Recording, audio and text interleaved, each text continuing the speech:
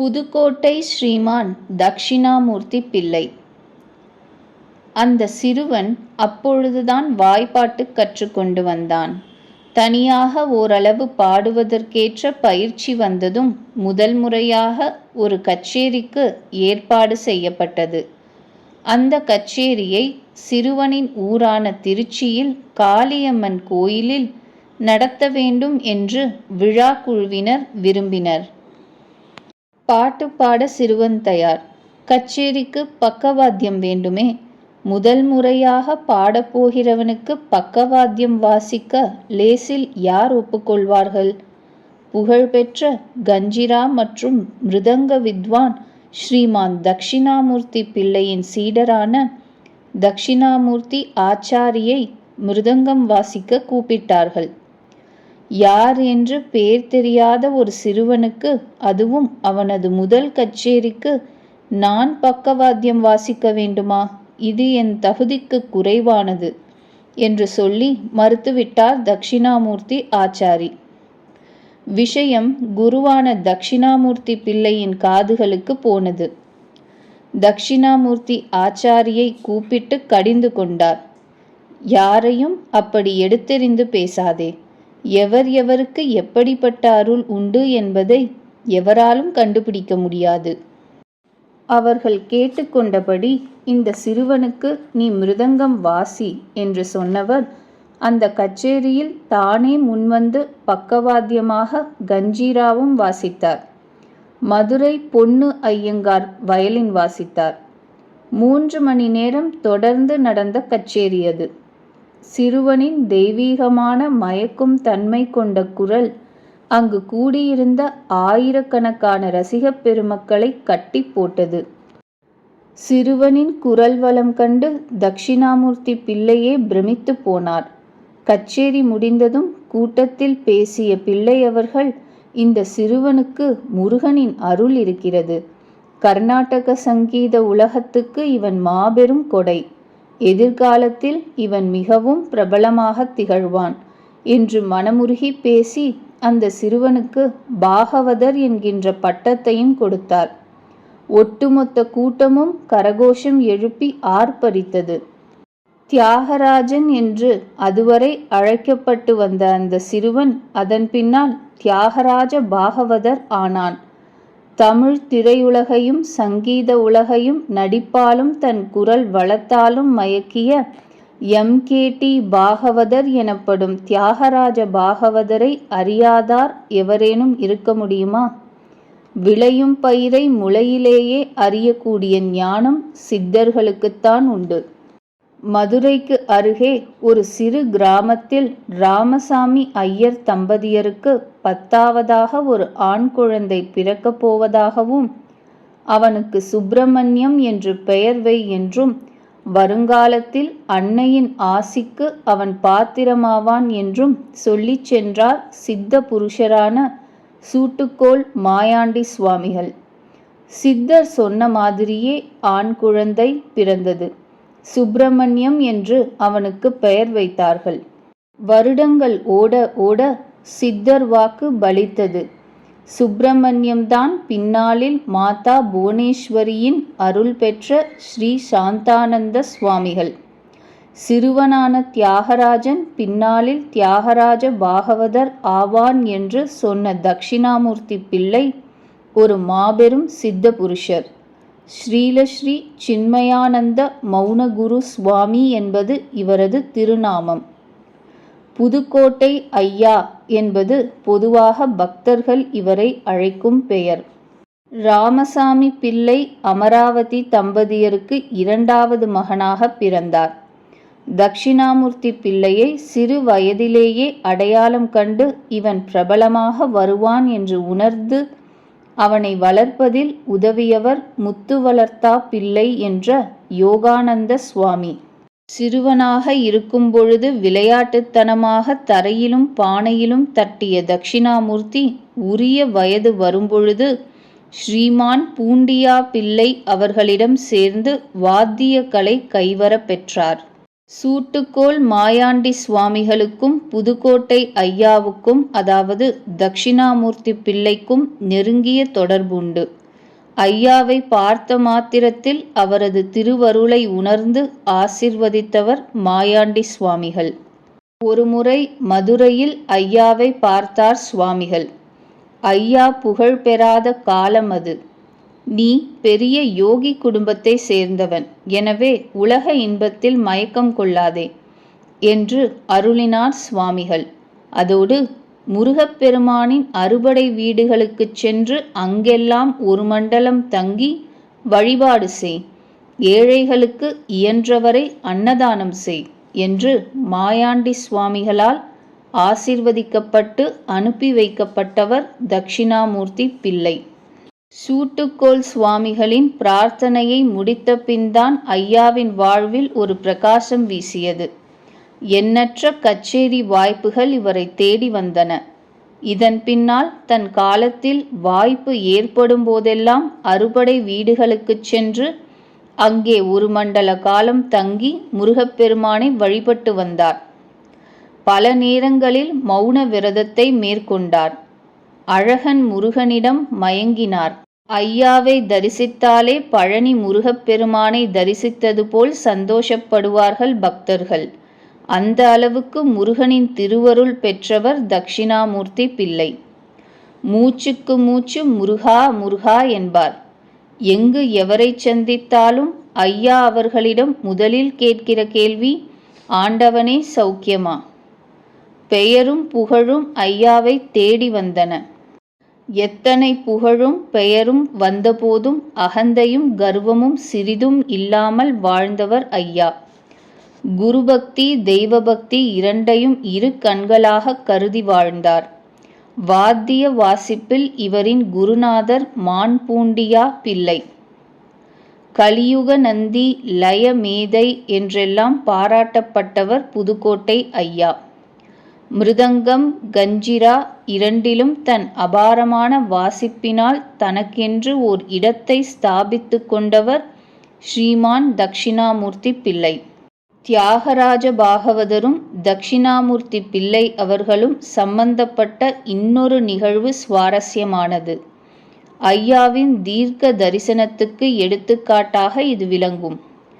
திருச்சியில் இருந்த தம் சிஷ்யர் தட்சிணாமூர்த்தி ஆச்சாரி வீட்டுக்கு ஒரு முறை ஐயா வந்திருந்தார். அப்பொழுது தியாகராஜ பாகவதர் திருச்சியில் வசித்து வந்தார். ஐயா திருச்சிக்கு வந்திருப்பதை அறிந்த பாகவதர் தம் தந்தையார் கிருஷ்ணமூர்த்தி ஆச்சாரியாருடன் தட்சிணாமூர்த்தி ஆச்சாரி வீட்டுக்கு வந்தார்.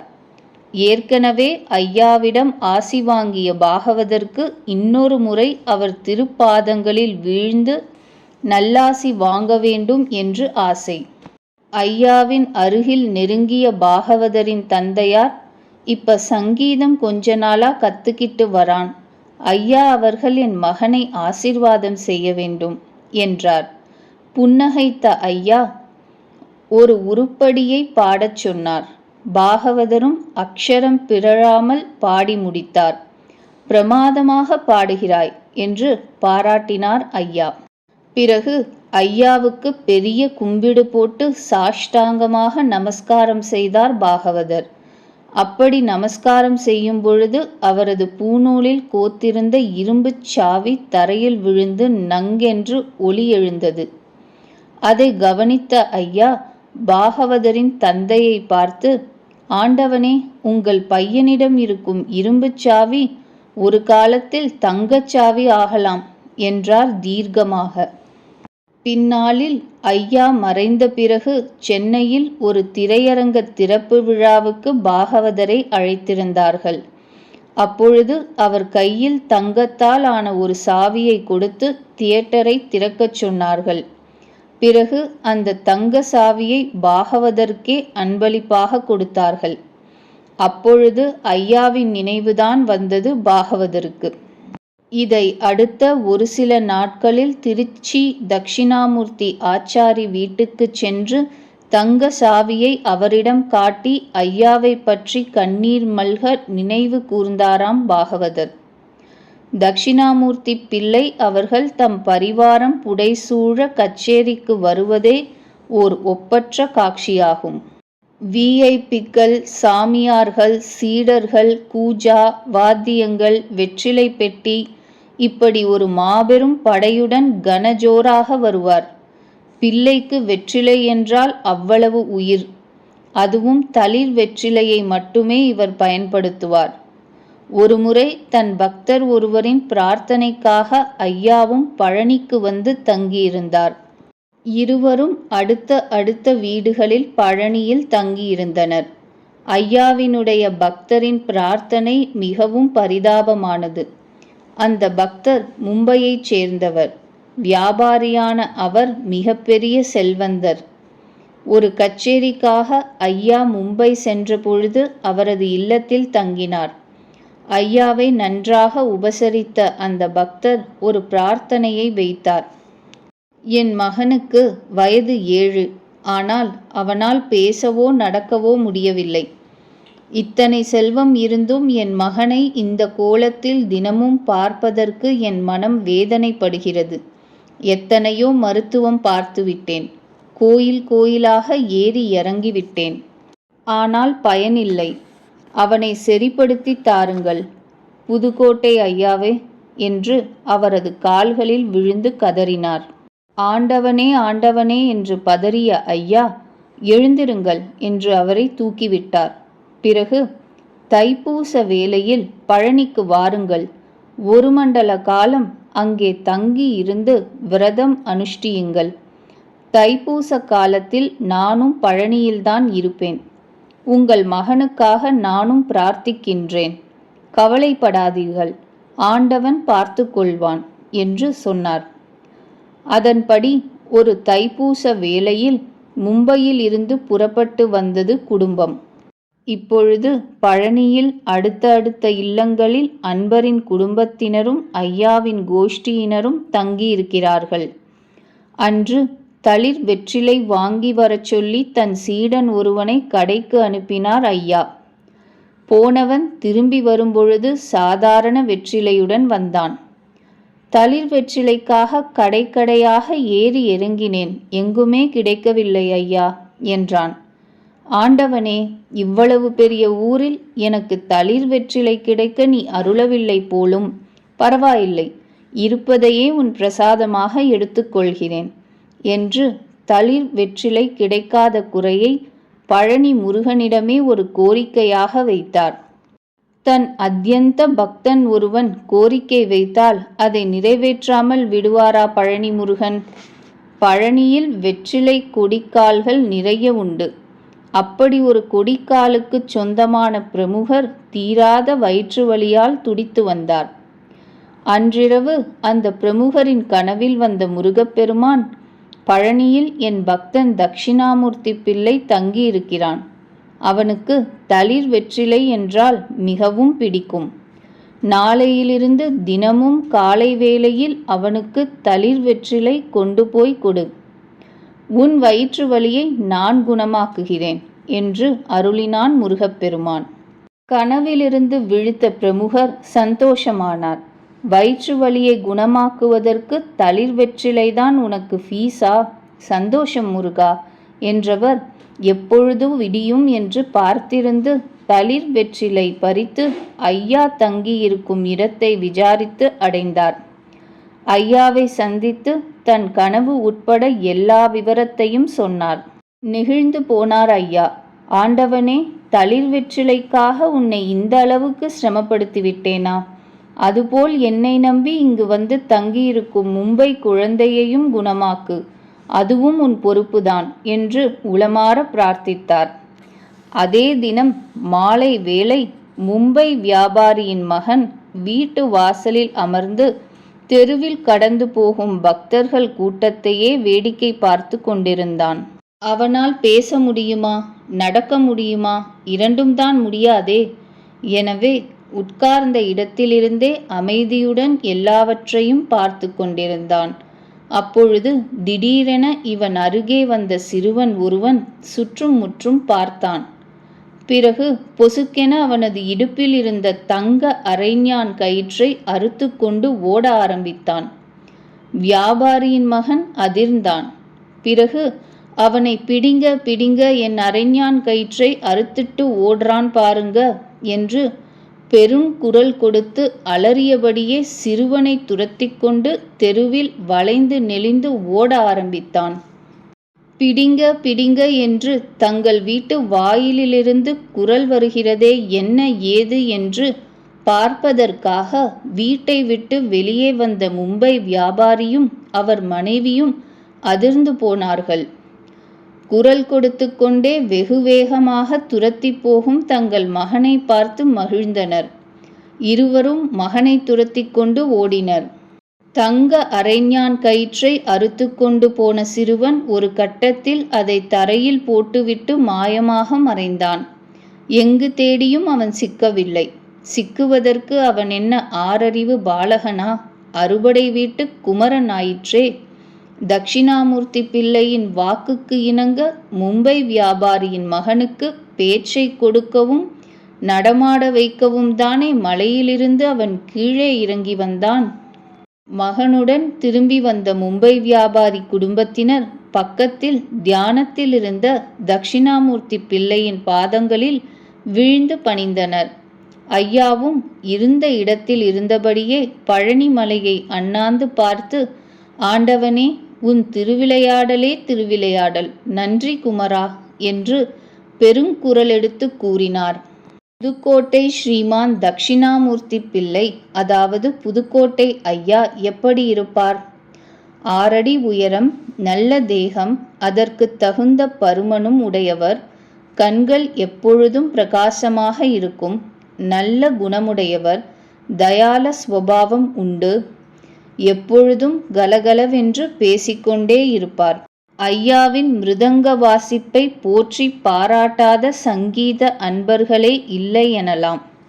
தனக்கென தனி பாணியை அமைத்து கொண்டு இசை ரசிகர்களை கவர்ந்தார்.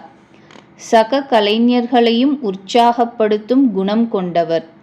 சங்கீதத்தின் துவக்கத்தில் இருக்கின்ற சிறு சிறு பொடியன்களுக்கெல்லாம் விளையாட்டுத்தனமாக அமர்ந்து அவர்களின் வாய்ப்பாட்டுக்கு இணையாக பக்கவாத்தியம் வாசிப்பார். தமது தொழிலில் என்றுமே முதல் ஸ்தானத்தில் இருந்தவர்.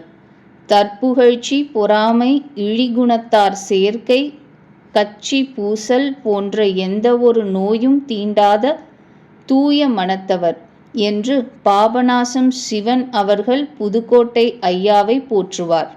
குழந்தையாக இருக்கும் காலத்தில் இருந்தே ஐயாவிடம் சேட்டை அதிகம். தெருவில் ஏதாவது குதிரை வண்டிகள் செல்வதை பார்த்துவிட்டால் குதூகலத்தோடு அதன் பின்னே தலைதெறிக்க ஓடுவார். புதுக்கோட்டையிலிருந்து தஞ்சாவூருக்கு செல்லும் குதிரை வண்டிகள் சில ஓட்டுநர்கள் சிறுவனின் ஆர்வத்தைக் கண்டு பெருமிதப்பட்டு அவனை வண்டியில் வைத்து கொண்டு சிறிது தொலைவு செல்வார்களாம். வண்டி ஓட்டவும் அனுமதிப்பார்களாம்.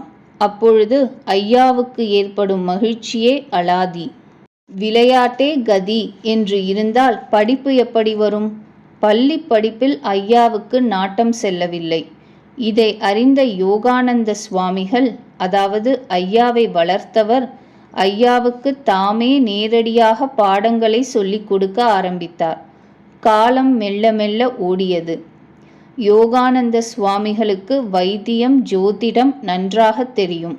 புதுக்கோட்டை அரண்மனையில் வைத்தியம் பார்ப்பதற்கும் ஜோதிடம் சொல்வதற்கும் யோகானந்த சுவாமிகள் நியமிக்கப்பட்டிருந்தார். அந்த தொடர்பின் மூலம் அரண்மனையில் சிப்பாய் வேலைக்கு ஐயாவை சேர்த்து விட்டார் சுவாமிகள். ஐயாவும் துப்பாக்கி ஏந்தி ஒரு சிப்பாயாக அரண்மனையில் பணிபுரிந்தார். பிரபலமான அரண்மனை என்பதால் அந்த காலத்தில் பெரிய பெரிய வித்வான்கள் எல்லாம் இங்கு வந்து கச்சேரி நிகழ்த்திவிட்டு போவது வழக்கம். பணியின் இடையே இந்த கச்சேரிகளையும் செவி கொடுத்து கேட்டு வருவார் ஐயா. மற்ற வாத்தியக்காரர்களைப் போல் தானும் ஏதாவது வாத்தியத்தை வாசிக்க வேண்டும் என்கின்ற உந்துதல் அப்பொழுது எழுமாம் ஐயாவுக்கு. இந்த ஆர்வம் காரணமாக தாள வாத்திய சொற்களை தான் கையில் வைத்திருக்கும் துப்பாக்கி கட்டையில் அடித்து பார்த்து வருவாராம் ஐயா. இந்த பழக்கம் தொடர மேஜைகள், கதவுகள், பானைகள் போன்றவற்றில் தாளம் போட ஆரம்பித்தார். யோகானந்த சுவாமிகளும் இதை கண்டு மகிழ்ந்து, இவனுக்கு வாத்தியம் வாசிப்பதில் ஆர்வம் இருக்கிறது போலும் என்று தெளிந்தார். இப்படித்தான் தட்சிணாமூர்த்தி பிள்ளையின் இசை உலக பிரவேசம் துவங்கியது. மிருதங்கம், கஞ்சிரா இரண்டிலும் பிரபலமாக துவங்கினார். புதுக்கோட்டை ஐயா தங்களுக்கு பக்கவாத்தியம் வாசிக்க மாட்டாரா என்று ஏக்கம் பிரபலமான வித்வான்களுக்கும் ஒரு கட்டத்தில் ஏற்பட ஆரம்பித்தது. இசை உலகில் தனக்கென தனி முத்திரை பதித்து கொண்டார் ஐயா. முருகப்பெருமானின் திருவருளால் எண்ணற்ற சித்து வேலைகள் புரிந்தார் ஐயா. பலரது கஷ்டங்களையும் போக்கி அருளினார்.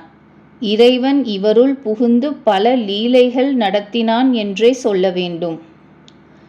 ஆலத்தூர் வெங்கடேஸ்வர ஐயர் அந்த காலத்தில் பிரபலமான பாடகர். இவருடைய கச்சேரிகளில் ஐயா பக்கவாத்தியம் வாசித்திருக்கிறார். ஒருமுறை குருவிக்கொண்டான்பட்டி என்கின்ற ஊருக்கு கச்சேரி ஒன்றுக்காக புதுக்கோட்டை ஐயா, வெங்கடேஸ்வரர் ஐயர் மற்றும் சிலர் புதுக்கோட்டையிலிருந்து ஒரு பேருந்தில் பயணம் செய்தார்கள். புறப்பட இருந்த பேருந்தில் டிரைவர் இருக்கையில் இருந்து 4வது இருக்கையில் ஜன்னல் ஓரமாக உட்கார்ந்தார் வெங்கடேஸ்வர ஐயர். ஐயா அதற்கு முன் இருக்கையில், அதாவது டிரைவர் இருக்கையில் இருந்து 3வது இருக்கையில் அமர்ந்திருந்தார். வண்டி புதுக்கோட்டை பேருந்து நிலையத்திலிருந்து புறப்பட இருந்த வேளையில் ஐயா என்ன நினைத்தாரோ தெரியவில்லை, தலையை திருப்பி பார்த்து வெங்கடேஸ்வர ஐயரின் கையை பிடித்து இழுத்து காலியாக இருந்த அடுத்த இருக்கையில், அதாவது 5வது வரிசையில் அமரச் சொன்னார். புதுக்கோட்டை ஐயாவின் சித்து வேலைகளை பற்றி ஓரளவு அறிந்தவர் வெங்கடேஸ்வர ஐயர்.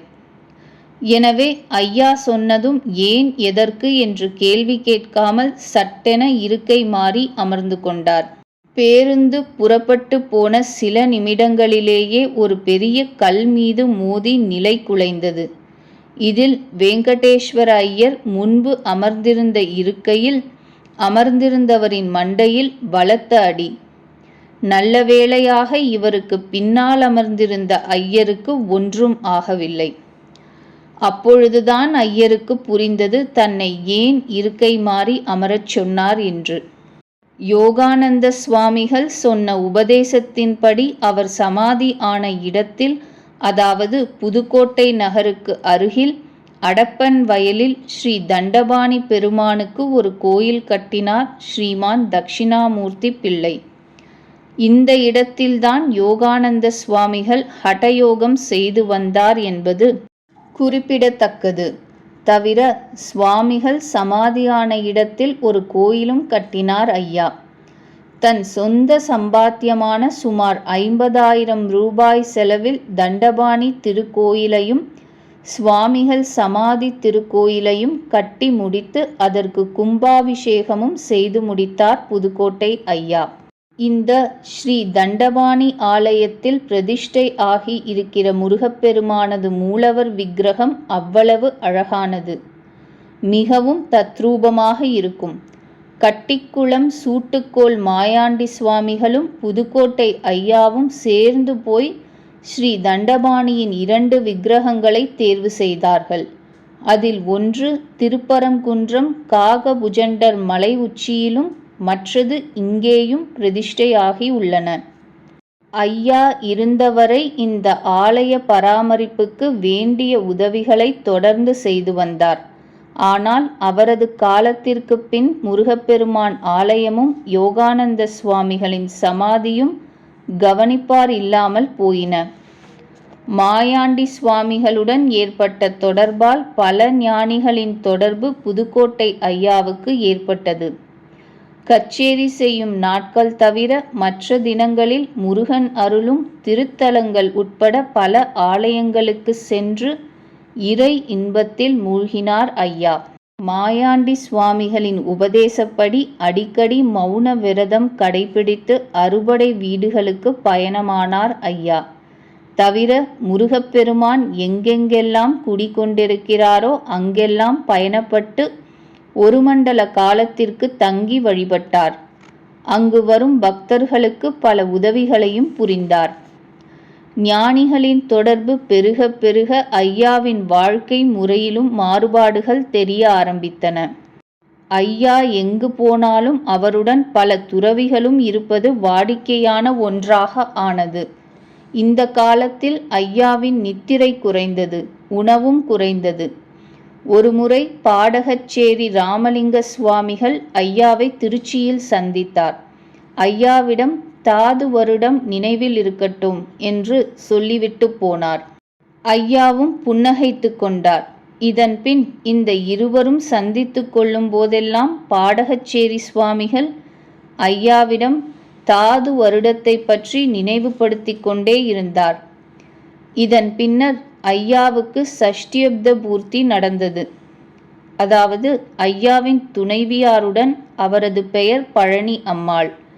அடுத்த சில நாட்களில் சென்னையில் கோகலே ஹாலில் நடைபெற்ற ஒரு கச்சேரியில் ஐயா மிருதங்கம் வாசித்தார். அப்பொழுது பலரும் பாராட்டும் வண்ணம் தனியாவர்த்தனத்தை ஏகத்துக்கும் பிரமாதப்படுத்திவிட்டார். ஆனாலும் ரசிகர்கள் திருப்தி அடையவில்லை. இன்னும் கொஞ்ச நேரம் தனியாவர்த்தனம் வாசிக்க வேண்டும் என்று அன்புடன் வேண்டுகோள் வைத்தனர். ஐயாவும் அதை ஏற்றுக்கொண்டு வாசித்தார். இது முடிந்தபின், இனி சென்னை கச்சேரிகளுக்கு வரமாட்டேன், இதுதான் என் கடைசி கச்சேரி என்று கமறிய குரலில் சொன்னார். ஏன் இப்படி சொல்கிறார்? புதுக்கோட்டையிலிருந்து சென்னைக்கு வருவதற்கு சிரமமாக இருக்கிறதா? ஒருவேளை உடல்நிலை ஒத்துழைக்கவில்லையா என்று அவரின் ரசிகர்கள் குழம்பினர். அதுபோல் காக்கிநாடா மற்றும் திருச்சி சபா கச்சேரிகளிலும் இந்த ஊரில் இதுதான் கடைசி கச்சேரி என்று சொல்லியே வாசித்தார். பிறகு நகரத்தார் மக்கள் வசிக்கும் பகுதிகளில் வாசிக்கும் பொழுது, இனி இந்த தொழிலையே நிறுத்திவிடப் போகிறேன் என்றார். அடுத்து பூலாங்குறிச்சியில் ஒரு கச்சேரி வாசித்தார். ஏனோ அங்கே அதிச்சாரம் ஏற்பட்டது. உடனே அந்த கச்சேரியை முடித்துக்கொண்டு புதுக்கோட்டை வந்து சேர்ந்தார். அதன்பின் வெளியூர் கச்சேரிகளுக்கு செல்வதையும் ஒப்புக்கொள்வதையும் முற்றிலுமாக நிறுத்தினார். புதுக்கோட்டையிலேயே தான் கட்டிய முருகன் ஆலயத்தில் தியானத்தில் இருப்பதையும் அவ்வப்பொழுது மௌன விரதம் கடைபிடிப்பதையும் வழக்கமாக கொண்டார். அந்த வேளையில் ஒரு நாள் பாடகச்சேரி சுவாமிகள், கரிவலம் வந்த நல்லூர் பொன்னையா சுவாமிகள் மற்றும் சிலர் புதுக்கோட்டைக்கு வந்த ஐயாவை சந்தித்தார்கள். பாடகச்சேரி சுவாமிகளை பார்த்து புன்னகைத்தார் ஐயா. பிறகு, ஐயாவே, நினைவிருக்கிறது, தாது வருடம் வைகாசி மாதம் 13ஆம் தேதி என்று சொன்னார். பின் தன் குடும்பத்தாரிடத்தில், வைகாசி மாதம் 13ஆம் தேதி மாலை 6:30 மணி என்னுடைய நேரம், குறித்து வைத்து கொள்ளுங்கள் என்றார். மகான்களின் வாக்கு பொய்யாகுமா? தான் குறிப்பிட்ட அதே தினத்தில் முருகப்பெருமானை வணங்கினார். பிறகு தான் வாசித்த பிரபலமான கச்சேரிகளின் இசைத்தட்டுகளை ஒலிக்கவிட்டு அவற்றை ஆனந்தமாக கேட்டு ரசித்தார். மாலை 5:30 மணி ஆகும்பொழுது ஸ்நானம் செய்யச் சென்றார். அனுஷ்டானங்களை செய்து முடித்தார். மணி 6:25. இன்னும் 5 நிமிடங்களே இருக்கின்றன என்று சொன்ன ஐயா சில அபியாசங்கள் செய்து தரையில் அமர்ந்து கொண்டார். முருகா, ஆண்டவனே என்று சொன்னவர் தன் மூச்சை இறுதியாக நிறுத்தி கொண்டார். மிருதங்க உலகில் தனி பெரும் சக்தியாக விளங்கிய ஸ்ரீமான் தட்சிணாமூர்த்தி பிள்ளை அந்த வினாடியில் அடங்கிவிட்டார். அன்று முருகனுக்கு உகந்த சஷ்டி திதி. இந்த வேளையில் எதிர்ச்சையாக புதுக்கோட்டை வந்த பாடகச்சேரி சுவாமிகளே ஐயாவின் அடக்கத்துக்கு உண்டான காரியங்களை செய்தார் என்று சொல்லப்படுகிறது. ஆனால் எதிர்ச்சையாகவா வந்திருப்பார்? ஐயாவின் இறுதி மூச்சு எப்பொழுது அடங்கும் என்பதை முன்கூட்டியே சொன்னவராயிற்றே பாடகச்சேரி சுவாமிகள்.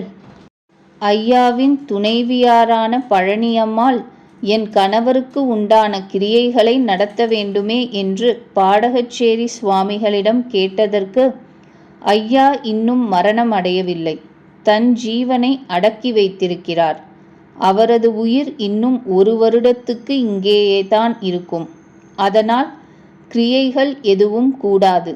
தாங்களும் தாலியை துறக்கக்கூடாது என்றார் பாடகச்சேரி சுவாமிகள். ஆனால் இதை அடுத்த 8வது மாதத்திலேயே அந்த புண்ணியவதியும் தன் துணைவரின் திருப்பாதங்களை அடைந்தார்.